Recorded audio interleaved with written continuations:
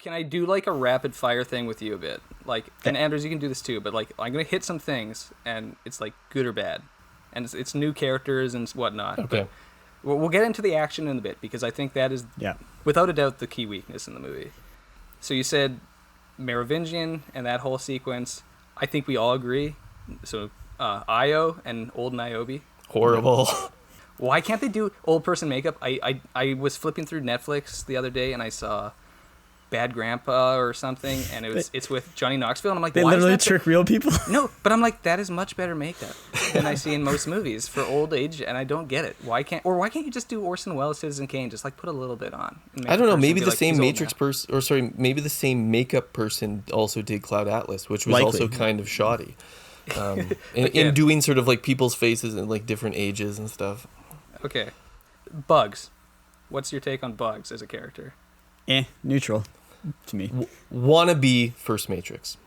See, I kind of like her, mainly because I just think the actress has a kind of like a genuine earnestness to it, that it works for that kind of observer role that's our surrogate. Yeah. It's not like she has tons of stuff to do, but I like the actress. I think that's why I'm neutral on the characters, because I see it purely as this like fan standing kind of character. What about the new Morpheus, Yahya Abdul-Mateen? Really bad. I think he's a charming actor, but I'm not sure how it handles the resurrection of Morpheus as an AI. I don't know what was going on. Why is Morpheus holding a martini? Like, what?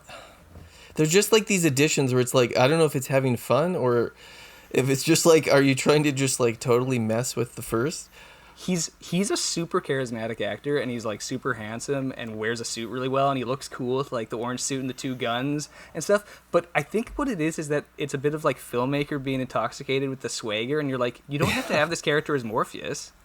You could have just had this character, because he's not even wearing the suits that Morpheus would have worn. An AI fan counterpart to Bugs, which is what the character becomes. It really isn't Morpheus in some sense. Exactly. It's really just the AI character. Yeah. What about bringing back Sati, the robot girl from the third one, as like a physical embodiment between where she switches between? I like that. I like how that when she's in the real world, she's like this like robot creature. Okay, wait. And then when she's in the Matrix, she's the little girl in the little girl station. At the end. The little her family, the Indian family and she's like a big part of the good robots that work with them. That's fine, but again, like I don't love I think that's neat. Yeah. Because I like the blurring of the robots on both sides. Exactly. Kind of thing. I have this thing where one of my biggest grievances with the Matrix Reloaded and Revolutions is that slowly the Matrix turns into Tron. And so I just do not like sort of program world. Like I'm not big on that, and I think Tron actually does that just as fun. Well, it would have been great if there was light cycles. Come on, Tron's awesome. No, but yeah. So like, okay, like having that character, and then you're right, the sort of the real world robot. I think that works. Like good robots, yeah. Yeah. Okay, so then the two other big ones, I think, Jonathan Groff as like New Smith. Let's say yes to Jonathan Groff. And basically his whole performance, but there's no reason that he needs to be Smith. And there's a huge difference in how they do enunciation that just makes it not work. Hugo Weaving like spits out all of his words, and Jonathan Groff actually he pulls air in when he speaks, and so there's a weird inversion of how they speak that like that's an interesting observation of the performance. I like that. So for me it's like there's not even enough echoing of Hugo Weaving, or again, couldn't we just have Jonathan Groff be some sort of interesting character?